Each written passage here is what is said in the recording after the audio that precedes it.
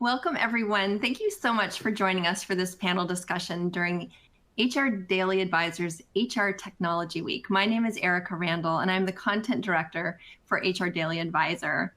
And I'll be moderating the panel discussion today. And I'm also here with Maddie, who is our co-moderator. She is on the phone, and I'll let her introduce herself. Maddie? Yeah, hi everybody. Thank you for joining. I'm Maddie Collins. I'm a content specialist for HR Daily Advisor. Great to have you here, Maddie. And so I'll tell you in just a minute why Maddie is going to be co-hosting with us, but so that our audience can participate in today's discussion too, please listen for questions that I'll be directing to the audience throughout the panel discussion. Maddie will be overseeing our attendee chat box and letting us all know what you're saying. We would love to hear your thoughts and insights on this topic as well. So look for the attendee chat widget in your console, and please make sure to interact with us. Before we dive into our panel discussion today, Finding Your Best Workforce with AI, I'd like to give a huge shout out and thanks to our sponsor, Eightfold, for this panel discussion. Thanks for being with us. And now I have a few housekeeping notes. First, the console that you're seeing in front of you offers multiple widgets that you can use during our session. There's a widget called the Media Player widget, which will allow you to control the volume of today's session. Please note, there is no dial-in number for attendees, and so the audio is streaming directly from your computer speakers. So you just want to make sure that they're on and they're up so you can hear us. And you also don't want to miss any part of today's great session, but if you have to, or you have to step away for any reason, we are recording today's session and we'll be sending a copy out to each of you via email in about 24 hours. If anyone on the line experiences any type of technical difficulty, please feel free to let us know by using the Q&A widget on the left side of your screen, and our team will be happy to assist you.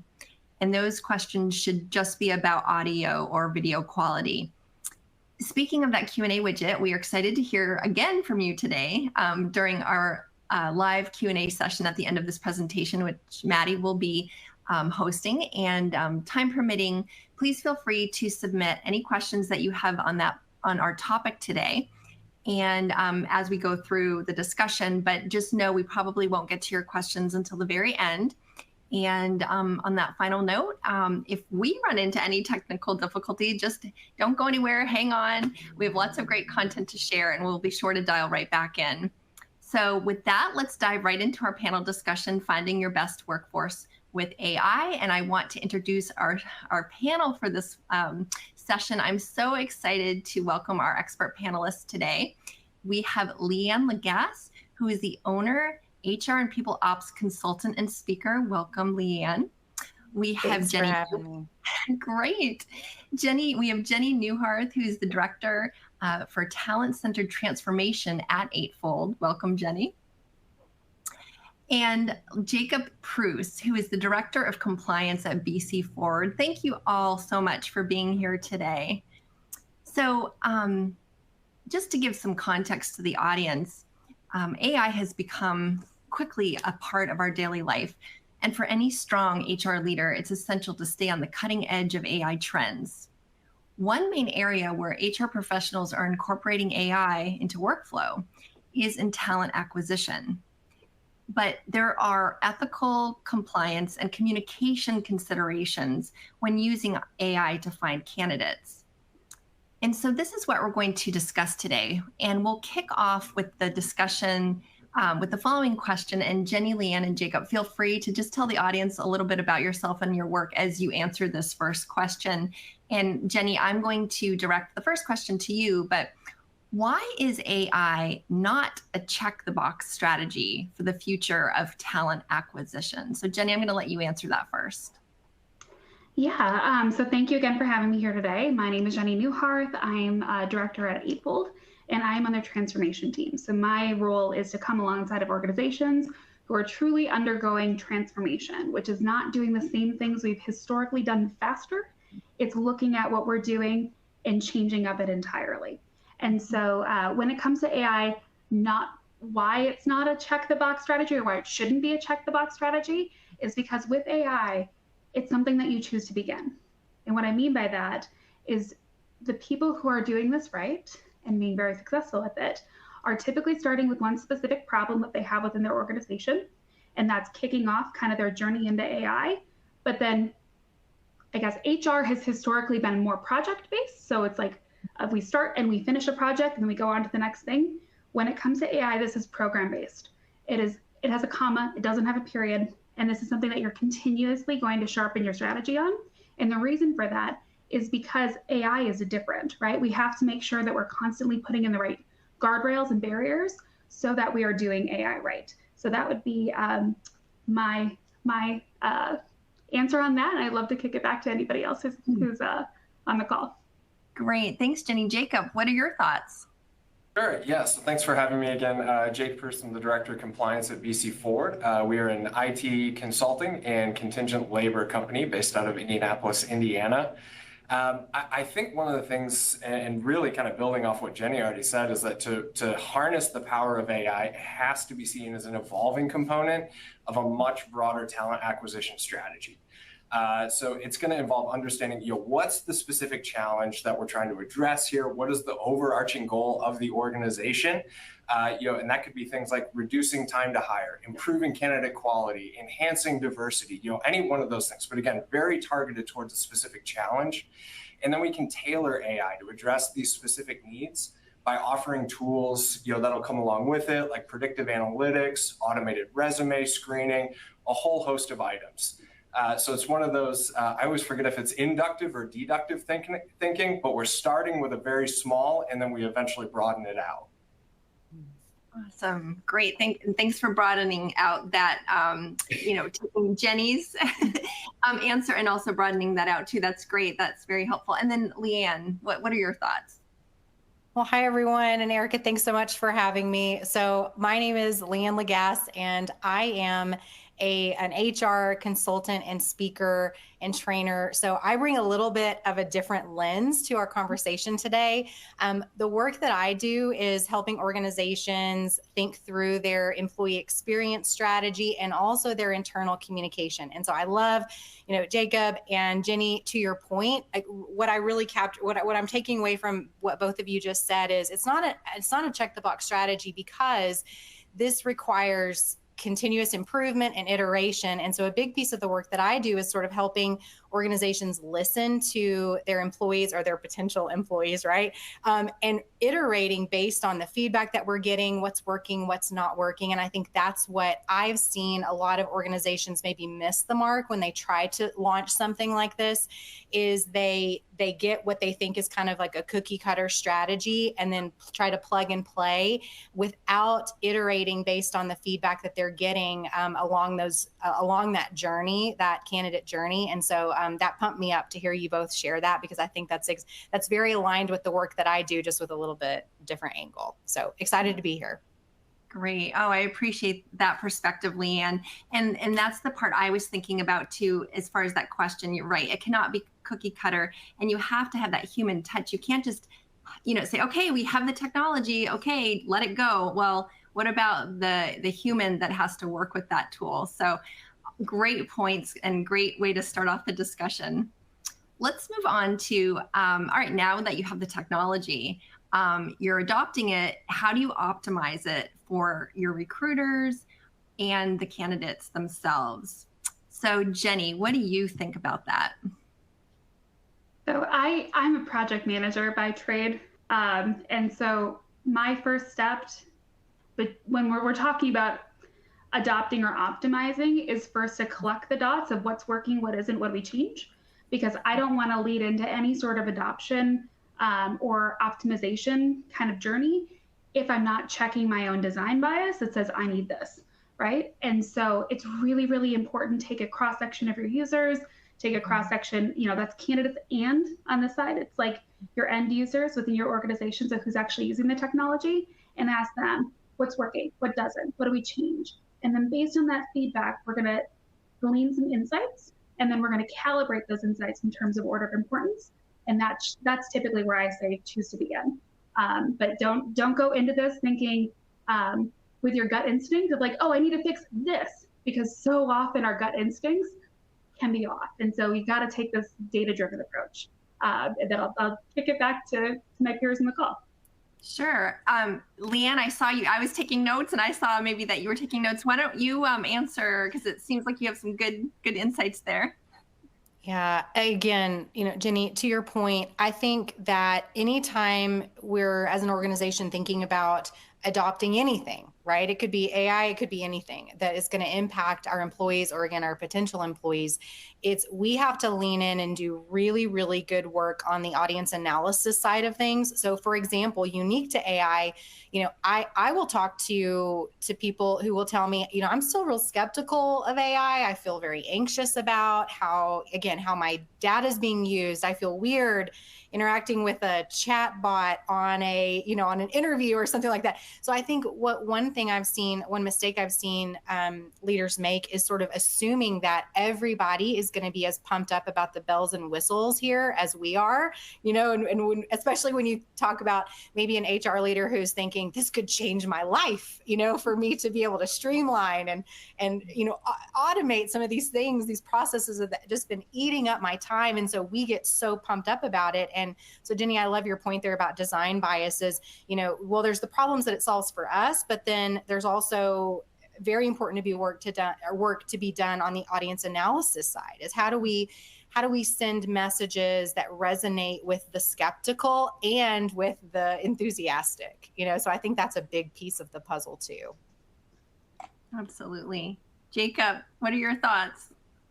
I loved hearing Jenny talk about the project management aspect of it, because it really makes me think about kind of the agile frameworks that I work in a lot, and the idea of kind of constantly identifying who your stakeholders are, figuring out what their value stream is that you're trying to enhance here, and then making sure that the product that you're selecting and how you're going about it is really hitting the mark for them. So you're really co-creating that value from an AI perspective, along with your HR stakeholders and with your candidates. So again, it's really all about that customization and just understanding that customer need, whether that's an internal customer or an external customer. Awesome. And I think Jenny had an example that she wanted to share. So let's hear it. Yeah, no, I just, when Leanne said something about chatbots, it kind of brought up an example in my history that I think is very applicable here. And so in a former role, we were building a conversational AI product to be used with my end users who were candidates in the salon industry or hiring managers in the salon industry.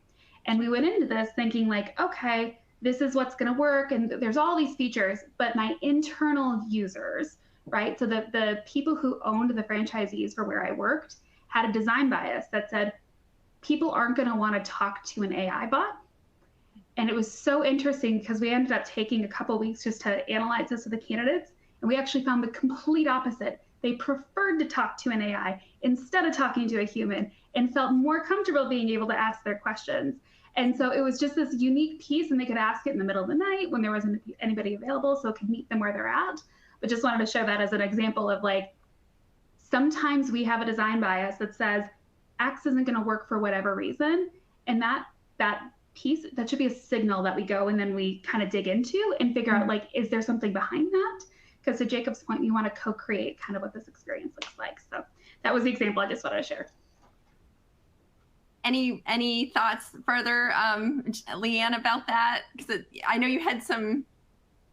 Yeah, no, I mean, I think that's a really good example, because it's easy for us on whichever side, of the project that we're on to sort of make assumptions. And that's why the listening piece is so important. So you wouldn't have been able to execute and implement had you not leaned in and done the listening work, right? And I think, we're so used to doing this when it comes to our customers or our clients, and we'll spend hours and hours building out these robust customer and client journeys. And then we won't take the time sometimes to do that with, our employees, with our applicants, and really think through what's going to move the needle, what are the barriers. And then on the backside of that knowledge is how do we build communication to ramp up, excitement, or to decrease uncertainty, or to overcome objections, right? That communication piece is is, to me, and I'm biased, there's my design bias, is the most important piece. Yeah.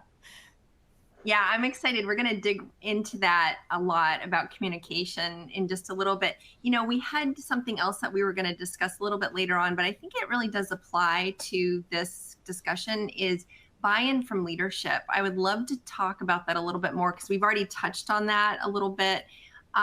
So Jacob, how do you get your leadership to buy into using this technology?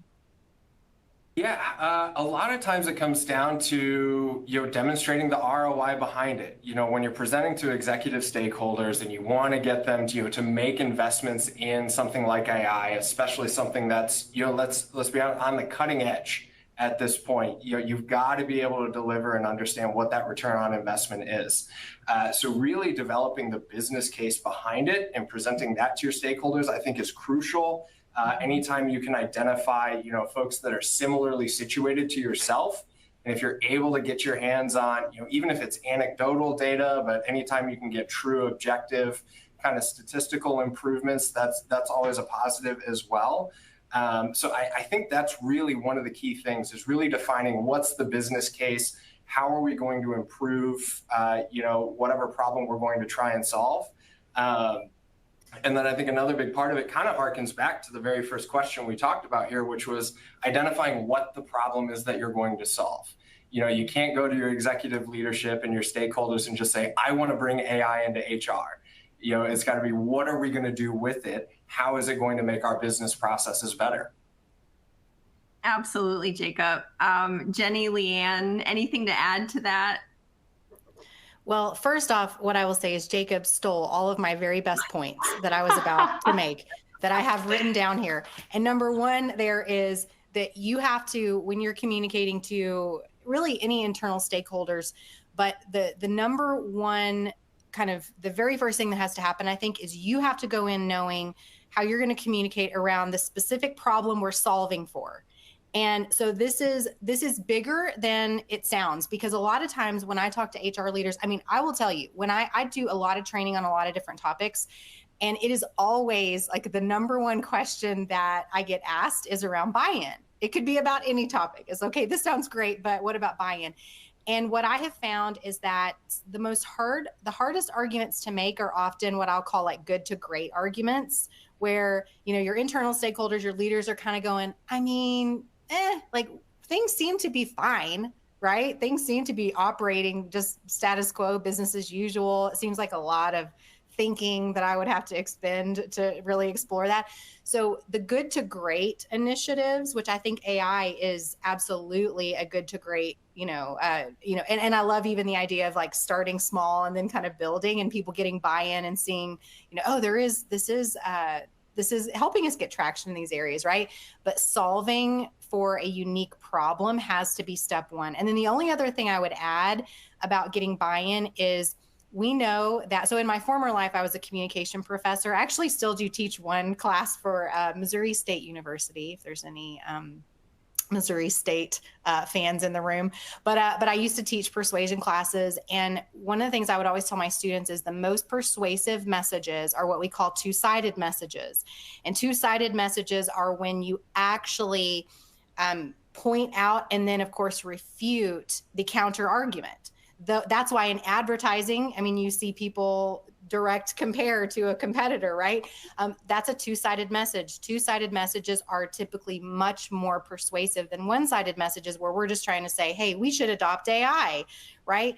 But if I take the time as an HR leader, as a people leader, to say, look, these would be the reasons not to do this, or here's what the objections are, here's what the limitations are.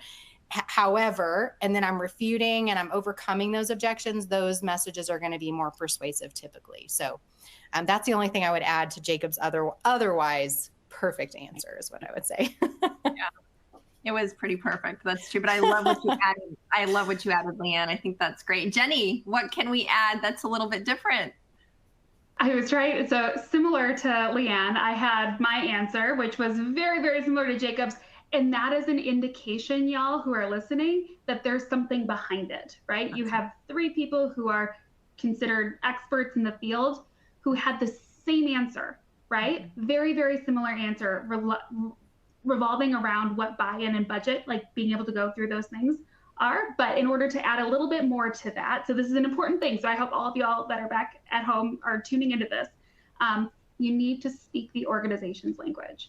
And specifically, you need to speak leadership language. What's in it for them, right? So speak to that with them. To go back to my communication studies kind of training, because I was also a communication studies major. There's a theme here. And then additionally, being able to make that business case from a dollars and cents standpoint. So sometimes we don't always have this, but being able to figure out what are the numbers that I can create in that equation so that I can be the neck that turns the head to where the problem is, and get, ideally I want leadership to see like, oh, that's such a huge problem, we have to act. But then if I pair that data-driven argument with here's the cost of inaction, which is an important piece too, of like, if we did nothing, this is what we're opening up to in terms of risk. It really ends up being kind of just a different ballgame. Excellent. Oh, I feel like we could talk about this for a long time, just this subject. Thank you so much. I do want to go over to our attendee chat for just a second. Maddie, you had asked the audience a question. Could you just repeat that question and then tell us what some of the responses have been? Yeah, so I've actually asked 2 questions so far. First, I kind of got a pulse on everyone on how they're feeling about the adoption and implementation of AI in their organizations. A lot of people are feeling excited, but also sort of like knowing that AI isn't going anywhere, so you have to get on board with it no matter what. And everyone seems genuinely concerned about the ethical and the compliance issues, you know, ensuring that there is a human touch in this process the entire time. And the same can be said while communicating this technology and getting leadership on board too. Just making sure that there's a multifaceted approach with using AI with strategic goals. Great. Thank you to our attendees for giving us your responses and what you're hearing and seeing. That's really important. So thank you so much. And we'll continue to ask some more questions of you because we're interested to hear what you have to say. All right. Yeah, so we'll move. Definitely. Yeah. Thanks, Maddie. All right. So let's actually, Maddie said a word that we're going to go ahead and target right now. It's what compliance issues do HR leaders need to keep in mind when using AI, and how do you work through these issues? So Jacob, I'm going to start with you on this, and tell us what you think. Yeah, so I'll put a brief, kind of notice out there. The EEOC has published some guidance on use of AI within, within hiring, within human resources. So if you haven't checked that out, I would highly recommend you go take a look at it. It does get a little technical, but definitely worth a read nonetheless. When we're integrating AI into recruitment, it is going to introduce a number of compliance challenges. I'm a firm believer that those challenges do not outweigh the benefits of implementing AI. Still definitely a very good thing to do if we want to continue to modernize HR. But I think one of the most pressing issues we have to look at is the design and implementation of ethical algorithms within our AI systems. AI systems are only going to be as unbiased as the data that they are trained on. So we have to make sure that any data sets that were used when we're developing those ethical algorithms were based on unbiased data sets. Now, some of that can be done through kind of due diligence processes when you're evaluating different vendors, getting legal involved and sorts of that. But that's, I think, one of the biggest things that we have to look at from a compliance perspective. I think another one is just generally governance, and it even boils out into a broader sphere of just when are we allowed to use things like ChatGPT or other solutions like that. And so really setting policies in place, working with your IT teams, working with your legal teams to understand kind of how are we going to use AI as a company, developing a policy behind that. But it's not good enough to just develop a policy. We've got to train our users on it, and we've got to enforce it as well. So I think those are probably two of the really critical things from a compliance perspective that I'd encourage everybody, kind of be mindful of. Yeah, great. Thank you. Jenny, what do you think? So once again, Jacob, you took the words out of my mouth, which is great. Good problem to have. So I think the only thing that I would add to what Jacob is saying is become a student of the different compliance and regulatory bodies that are out there. So one of my friends is Keith Sonderling, commissioner of the EEOC, I think until the end of this month. But like one of the things if you ever hear Keith speak about the compliance and regulatory aspects of this kind of topic, he'll refer to the fact that the laws that govern it are the same laws that have been in place for a long time. They actually have blanket application to these areas. And so one of the really best ways that you can do is to start to become a student and start to ask the questions. What are the different regulatory pieces? What if I'm in a specific state, right? What is my state bringing forward? If you're in California, for example, you guys have some legislation that's coming forward that's going to be very similar to the EUAI Act, right? Like there are a lot of different pieces that are coming here, and having some sort of awareness for that is really, really important, because it's going to help you be able to, again, deliver and drive that business case to leadership when they have those questions, because they should have these questions about like, how do we regulate it? How do we, how do we make sure that we're not doing the wrong things, right? And bias, again, this was said earlier, but this is not a check in the box thing. These are things that need to be done on a regular basis, because the way that some of these algorithms work is that they can learn based on historical data. And we always need to make sure that we are training it based on the right data, right? Because if we haven't historically done the right things in our organizations in terms of who we promote or who we hire, right? And then we go and use that as a template for what success looks like, and we're coding our algorithms of that, we're going to get mirror bias, and it's more of the same thing. And so we want to make sure to, again, have that awareness, become a student, and figure out, again, governance where you're going to be able to check and do this on a regular basis. And a lot of you out there probably have a benefits broker or somebody who might have experts in this field, or you might partner with a tech vendor, right? They often are going to have some sort of stance on this topic or additional ways that you can dig in and learn more. And so also be that owl. And that's like always asking, who does this right? Who can I learn from? Who might have free resources? And you're looking on that 360-degree view, because again, this is something that you choose to begin. You should always be trying to sharpen kind of your approach to this, if that makes sense. Yeah, it sure does. Jenny, I'm so glad you mentioned those resources. And, because I could just hear them saying, I don't have time to collect all this information. I don't have time to dig into this. So these are great resources for people to go to. I will put a plug in for HR Daily Advisor. We also write on this topic as well. So please come to our website and check out our articles. Leanne, what is your response? Yes. Well, so while I am, 0% expert on the compliance side of AI usage, what I'm hearing there is, okay, we on the inside, internally, we need to be checking our bias. We need to be figuring out these frameworks. When I help organizations with their employee listening, and so whether that's employee engagement surveys or focus groups or stay interviews, one of the biggest weaknesses that I often see is employees saying, we really wish communication was more open. So when we dig a little bit, what we find is that it's not that employees want to know everything or candidates want to know everything. It's that they want to understand frameworks and decision-making frameworks. So I was just thinking, kind of brainstorming as you two were sharing, that I would imagine one way to really overcome some of the hesitancy or some of the skepticism would be, once your organization has a pretty good sense of how you're using and how you're not using, and I do realize that you're always iterating, but why not communicate that to your candidates? Hey, everybody, this is how we use this technology. This is how we don't use it. This is how your data is.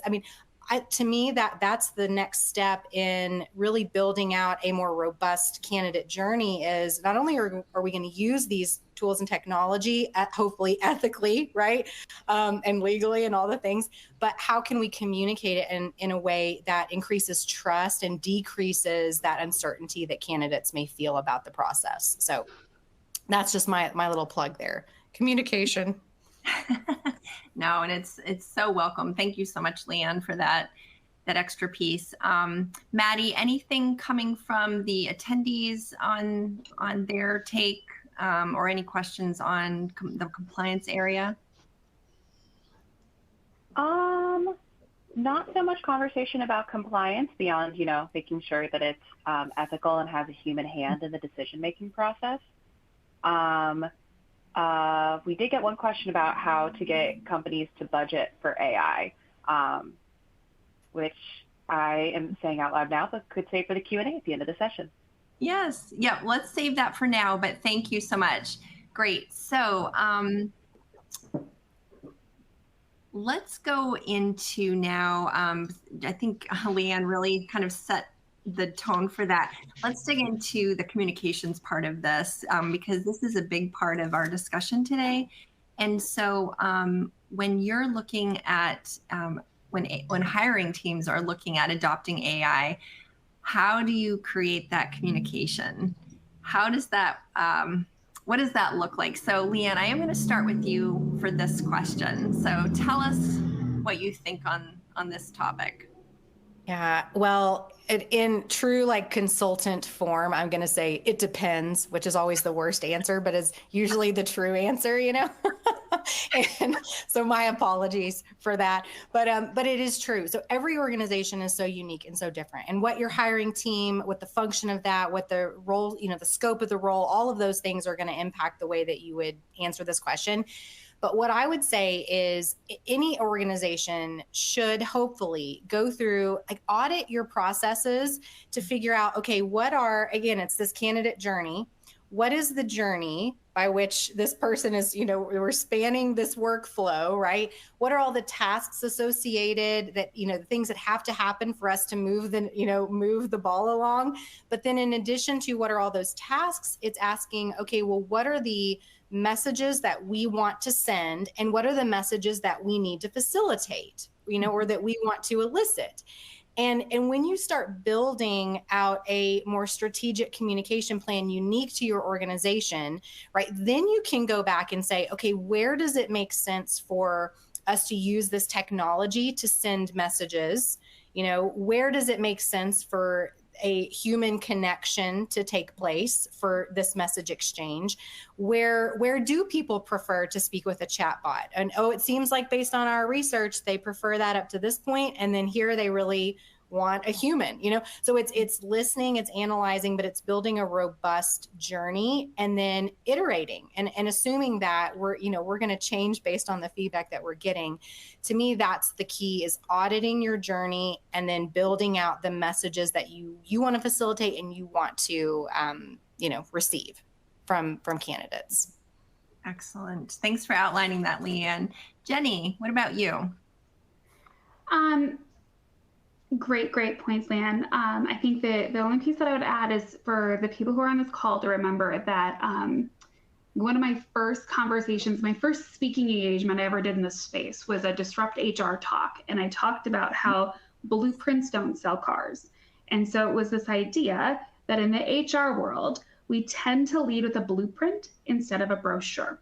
And we need to remember that that's not the right way to go about it, because blueprints don't sell cars. Again, brochures do, right? So being able to distill the change down, like, through the lens of that human who you're impacting, whether it's a hiring manager or a candidate or an internal recruiter, to almost like sharpen that message to help it be through the lens of what's in it for them and why does it matter. And sometimes it's like, what's the why behind the what, right? So being able to just be able to share, like, so y'all, and this is not how I would say to do it, but I'm just like, the basic concept, the most impenetrable black box is the human brain, right? Okay. So like when we talk about AI and being able to see responsible and like transparent AI and things like that, part of the reason for that is because our human brains, which are typically the ones that are making decisions about who fits or who doesn't, they're subjected to the experiences we've gone through in our lives.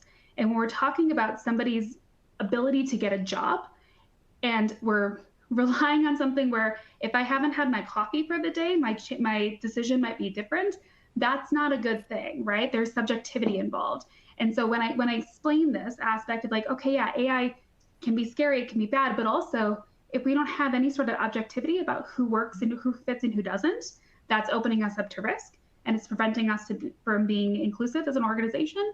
Like when I explain that why behind the what, typically, again, I can help to sell that change internally, because it's not about finding the right product.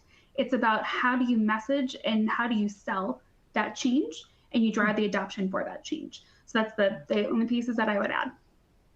That's a good addition, Jenny. Thank you so much. Love that point. Jacob. Yeah, I think the only thing I would add is, especially when we're thinking about talking to our internal teams, and I think Jenny talked about this a little bit as well. The idea that implementing AI can sometimes be scary for our internal employees. We hear it in the news sometimes about the fear that AI is taking jobs away from individuals. So I think it's always important, when we're adopting AI, implementing it, within our tech stack, to make sure that we're messaging it correctly, and that, look, this is not designed to replace anybody. This is designed to augment your current capabilities, make you more efficient, more productive, make the workday more enjoyable for you, kind of take over some of those repetitive tasks that maybe you don't want to do, and allow you to really dive into the fun stuff of everyday work. So I think that's a really important part about it as well.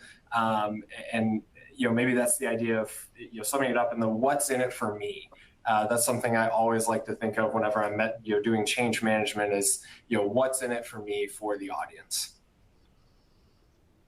Wow, terrific. Any follow-up on any of those points? Because this was a terrific conversation too.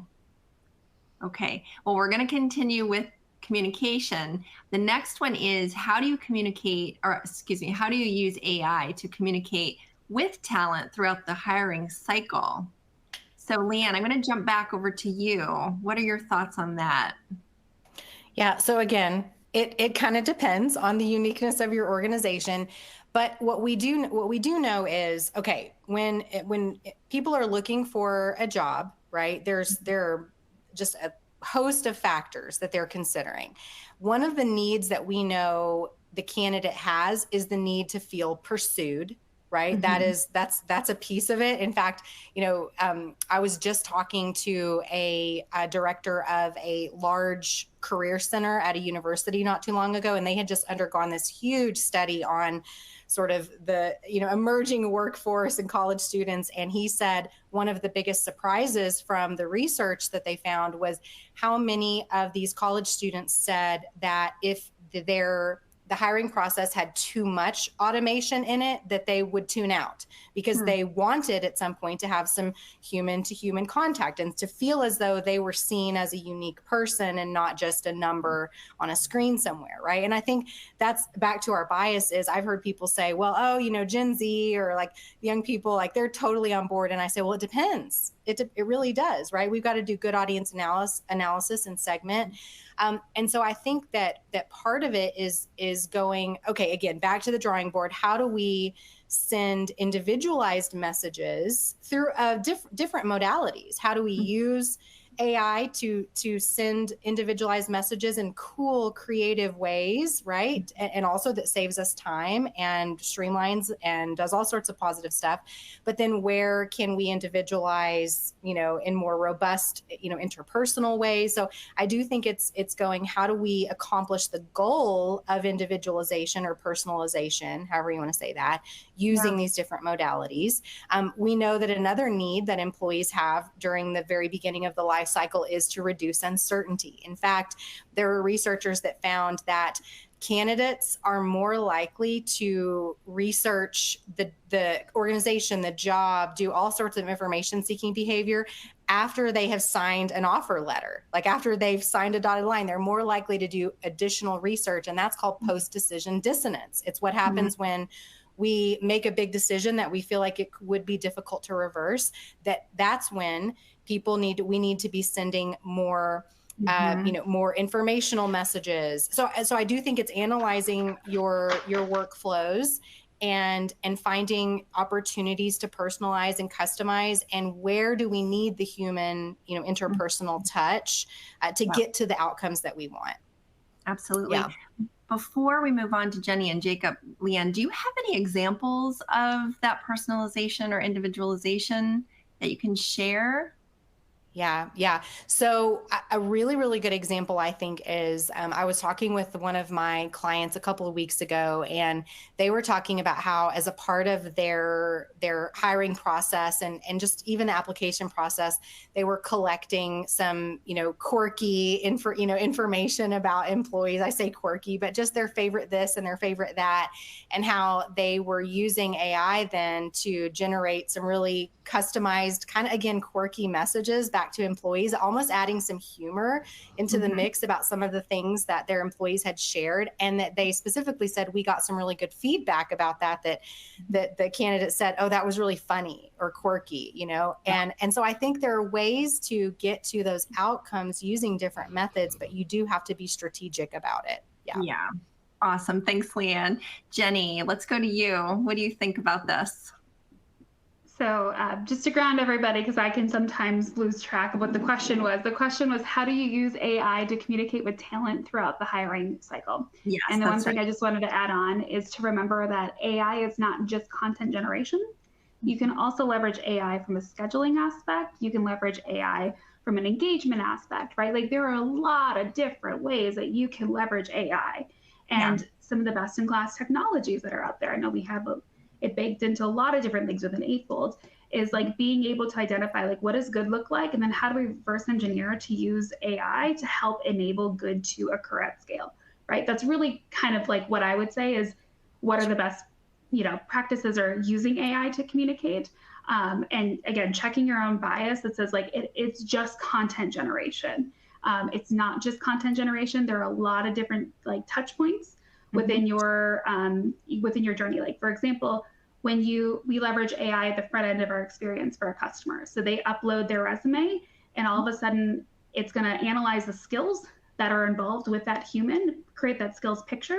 And then on the back end, it's going to surface the path for that candidate. So instead of them being the filter, their skills are actually a filter that are helping to surface these jobs. And so it's very, very, very different. It almost like enables a choose your own adventure. And like that's a way that you're using AI, right? So that would be my answer. Now I'm monologuing. So I'm going to flip it over to Jacob. Sure. And I just wanted to say thank you for that example, Jenny, because that is exactly, it's a great example of how you can envision somebody's journey and how AI can be part of that. So thanks for that. Jacob, tell us your thoughts.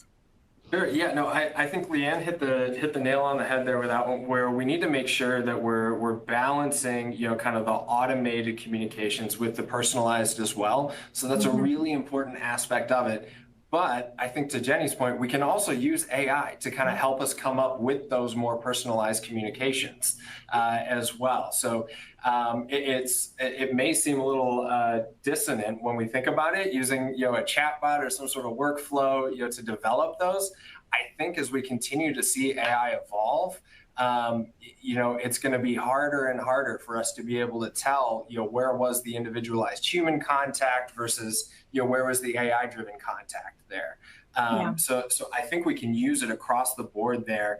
And then again, even outside of communication, doing, confirming receipt of applications, scheduling those interviews, providing updates on the status of an application. They all sound like really simple things, but I think if you talk to a lot of HR folks out there nowadays, that takes up a lot of time during the day. So if we can have a chatbot or some sort of AI tool to help us out with that, again, I always think of it, it frees us up to do the fun things that we want to do within HR. Awesome. Great. Love that, how you tied it all together. Thank you, Jacob. Maddie, I'm just going to swing over to you for a second. Any extra comments or things that the audience is saying? The audience has touched on a lot of things that our experts have been going over. Just ensuring that you're being transparent and having guidelines for your employees as well. Right before you started talking, Jacob, someone mentioned that updating candidates where they are in the process is a huge help, especially keeping candidates engaged along the way. Awesome. Great. Well, I'm glad people are using that as well. So that's great. Okay. We are getting close to winding down, but let's go to how can HR professionals effectively integrate AI tools into their communication strategies to enhance the candidate experience? while ensuring the authenticity and human connection. So we did talk about that a little bit. I was reading a study by Grammarly that, and this is not surprising, but it's 88% of people spend most of their entire work week communicating. And it was saying that 73% of workers say Gen AI helps them to avoid miscommunications. And I thought that was really interesting.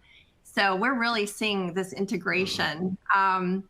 So we'll just talk a little bit about this. We won't spend too much time because we've already touched on it, but let's talk about communication strategies and enhancing that candidate experience. Maybe there's something we didn't touch on yet. So if there's anything there that we can add to, we'll just talk about that for just a little bit.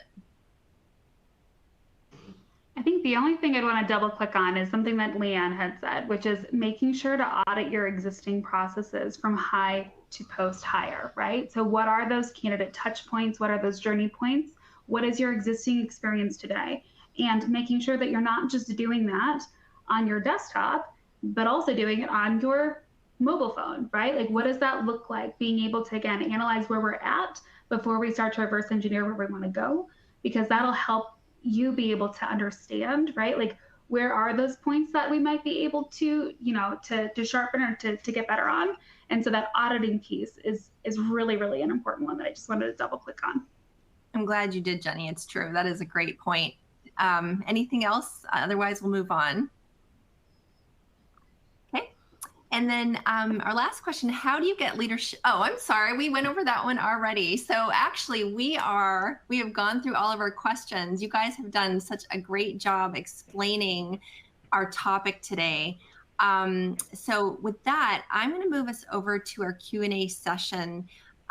Maddie has been watching our Q&A chat, and maybe some of them came in through the attendee chat as well. So Maddie, you're on the phone. I'm going to probably take myself off camera, and I'll let you speak, and you can go ahead and start with the Q&A session. But I just wanted to remind the audience that please use the Q&A widget to type in your questions, and they will be anonymous. We won't call out your names or anything. So feel free to ask your questions of our three experts. And Maddie, over to you. Yeah, so we've already gotten a couple of great questions into that chat. So everyone who's still watching, make sure you add in any other questions you might have thought of along this whole conversation. But one thing that was asked of us is a topic that we haven't quite touched on yet, which are fake or ghost candidates. So what sort of insights do you guys have in helping weed these illegitimate candidates out of the hiring process or identifying them, and what role does AI play in that? Jenny, it looks like you noted you recognize the term ghost candidates. Off mute. I apologize. I have a 150-pound Mastiff who's in the corner of my office right now, and I don't know if you guys can hear her snoring, but I have like tossed stuffed animals at her trying to get her to wake up, and she is not. And so if you hear snoring, it's not me breathing heavily. It is my horse of a dog who's in the corner of the room. But I think this is such a good topic, and as you can see, I have no poker face, so you can always know what I'm thinking because my face has subtitles. But when it comes to this topic, like, remember, generative AI is being utilized by your candidates at scale now. So there are technologies that are out there that are helping to, like, reverse engineer an application or a cover letter based on your job advertisement, right, in order to try to get through the talent acquisition process. The thing I just want to remind you all of is it's not necessarily always about getting more candidates at the top of your funnel. It's about making sure that you've got the right filters to be able to sort through the noise for who is the right type of person. And that's where, again, in my world, I help enable people to like, on the basis of skills. So instead of out external characteristics, being able to identify, like, what are the skills that are needed, because it helps to be a better filter. That's what the data shows. But again, figuring out what are the ways that I can knock those out, because it's not going to be one size fits all for your organization, but you're going to have to think more diligently about how do we fill in the blank. If I'm getting, I know that I talk to organizations on a daily basis, and I've had some who are like, we get 17,000 applications for a specific role. 17,000 applications is a lot of applications, y'all. And like, how do I, from the EEOC standpoint, like, equitably go through all of those applications, right? Like I probably can't, but of those applications, my guess is a lot of them are, again, ghost candidates, or there's some sort of RPA in the background that's like mass applying to people. And again, my answer is going to be like, you have to figure out that better filter. And it's something that you choose to begin. And it's something that you're always going to have to sharpen your strategy on as it relates to this. Definitely. Leanne, Jacob, what do you guys think? This all yeah, you, Jacob. Oh, okay, sure. So yeah, I mean, AI and data analytics, I think is going to, play a huge role in helping us in kind of identifying and filtering out those fake candidates. Just like Jenny mentioned, as it kind of continues to evolve and as it continues to improve, we'll see things like machine learning algorithms that can potentially analyze patterns in candidate behavior and application data, to potentially flag for suspicious activities. Detecting anomalies, looking at the resumes themselves, so think resume parsers. We're all familiar with resume parsers, within our HR stacks. Put those on steroids, and we'll be able to see a lot more benefit out of things like that by leveraging AI. But I think Jenny made a really good point on, just like we're using AI, all of our candidates are now using AI as well. I see it in the news all the time about, teachers and students having to deal with a very similar issue. So I think it's something we can continue to use AI to help out, with that. But I would also say that I think the prevalence of fake candidates is not a new problem. So in addition to using things like AI, there are also some old school kind of tried and true methods, that have to go along with that as well. When we're doing interviews with folks, making sure that, the person you're interviewing is the same person who submitted the application and things like that. So I know we're very focused on the technology side, AI side here, but there are still some, kind of old school tried and true methods that help us out with that as well. Yeah, definitely. Just one really well additional said. thing that I wanted to add to that is it's really important to make sure that whatever filters or changes you put on to that process are reviewed by somebody in legal to make sure that you're not also putting filters in place to actually open yourself up to risk. Because I know there was a huge thread on LinkedIn about like, oh, somebody used a generative AI bot to be able to create their resume or to create their cover letter, right? Because they had two of the same cover letters that were out there and they were identical. So they automatically decided that those two people shouldn't be considered for the job. Think back to being able to create an equal employment opportunity, right? If I am now saying that if you use generative AI, you cannot be considered for this role, but I haven't given awareness to my candidate, I'm actually opening myself up to risk. Like I know Leanne's a professor. I do a lot of conversations with professors and universities because they'll often come to me and be like, how can we regulate the use of AI? And I'm like, you're asking the wrong question, y'all. How do I teach it? It should be, how do I teach my students how to fish with AI, right? But another thing that people don't always understand is that when it comes to content creation, often there was a big study that came out. People who were exchange students from other countries, their content actually got flagged as being Gen AI when it wasn't, because the methods for how people were writing were very similar to the Gen AI, right? And so sometimes you can put, again, regulatory pieces in place to try to prevent this, but it's actually preventing, equality through your hiring process. That's a really solid point. And speaking of the hiring process, do you guys have any advice for budgeting for AI technology, or if you have a small budget, where to focus those resources? I'll jump in on this conversation here, but yeah, let Jacob, you go first. Okay, so I would say, so the first I'll start with the second question. If you have a small budget, where do you start with? I think I would look at there, what's your biggest pain point then? Where can I get the most return on investment for a small budget? So I think that is where I would start in terms of budgeting. From there, you're going to be likely very reliant on, engaging with, external partners who are going to help you identify, the type of solutions that you're going to need, what's going to be best for your specific environment. Rely on their expertise, and they can help you with that. And they'll likely help you with building out that business case as well for presentation to executive stakeholders. So I think, again, figuring out the problem you're trying to solve, working with some external partners to identify what the great solutions are. And then back to one of the questions we talked about earlier, you got to build out that business case for executive stakeholders and show that you're going to deliver the results you need and how it's going to benefit the organization at large as well. Yeah, and the only thing that I would add on to that is one thing that I've always done in my, I guess, experience, because I was a former HR tech leader prior to joining Apeld and an HR leader. One thing that was always my go-to, and granted, I worked for SEC regulated companies typically. So like they're regulated on the New York Stock Exchange, right? And part of that means that there are disclosures that are out there, like proxy statements and 10Ks, that you can actually go and see what's the concern for my organization at the top, right?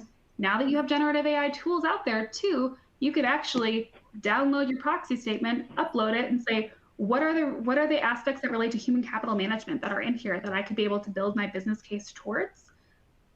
Every time that I have gone for budget, I typically haven't had budget.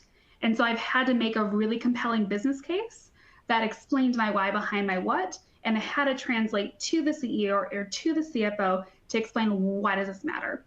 And so when I do that, I can create, again, that really compelling storytelling that's making them not just think we have to do this, but we have to and we can't not do this. Like that's ideally what you want to do. But when you can frame it back to the top, right, of your organization, your board of directors, what are they looking into, right? A lot of organizations have ESG goals, so environmental social governance. A lot of those ESG goals include human capital management aspects, right? So being able to create more opportunities in my organization. Like if you're able to then go understand what those are and say, hey, I don't want this just to be performative. Here's how we can actually operationalize what you've said to our investors or to the street. That can help to, again, make a really compelling business case. But the only other thing that I would remind people of is it's so important not to just point out the problem, but point out the solutions to the problem, right? So we're going to figure out what that problem is. And then one of my things I always do when I'm working with executive leadership is I'll give them 3 different options for how to solve the problem. Not because, again, they hire me to solve problems, not to bring them problems. And so then I allow them to make the choice of how are we going to go about this, right? But I'm not just bringing problems to them, I'm bringing solutions to them. And then I have all the data on the back end to support why there's a problem. And so just remember, it's not just about problem spotting, it's also about being able to be that strategic partner that's helping to solve the problems too. That's awesome. That's really good advice. But unfortunately, we are approaching the end of this session. So I'm going to hand it back to Erica to close us out. Thanks so much, Maddie. And Jenny, Leanne, and Jacob, thank you so much. I have loved talking with you today. Thank you for your expertise. You've given us some great advice. If I give you each 10 to 30 seconds, what is the one thing you want the audience to take away today? Leanne, what would you say? I would just say, as is the case with all communication, step 1 is leaning into audience analysis. And the more you lean into your audience analysis, the better equipped you're going to be to bring the solutions to the table that are going to move the needle for you. So audience analysis is number 1 for me. Perfect. All right, Jenny, what do you think? I think the big problem that I would just reiterate is figure out what your problems within your organization are. Be very crystal clear of what those are. And then once I figure out what that is, reverse engineer to solve that, right? And so sometimes that reverse engineer aspect doesn't necessarily, ideally, it shouldn't be the way that we've always done it because we're trying to make things stick. But that is way more than 10 seconds. So that was my piece would be understand what the problem is with absolute clarity, and then pressure test to make sure that it's not just you that thinks there's a problem, but your organization thinks there's a problem, and then reverse engineer into solution. Awesome. Thanks, Jenny. And Jacob. Yeah, I think the key takeaway, it's AI is a powerful tool. It's a powerful enabler within talent acquisition, within HR, but its true value is always going to lie in how it's implemented and how it's integrated within your existing business processes. So just make sure, again, I feel a bit like a broken record here. We're identifying the problems within our current organizations, and we're figuring out how we can use AI to solve those problems. And that's exactly the point of this conversation. So thank you all three. I have just added a link to a conference, a one-day event that HR Daily Advisor and HCI are putting on about HR and AI, and it will address some of these same topics for our audience. It's October 22nd. Again, I have the link in the attendee chat, so please check it out. We'd love to have you come.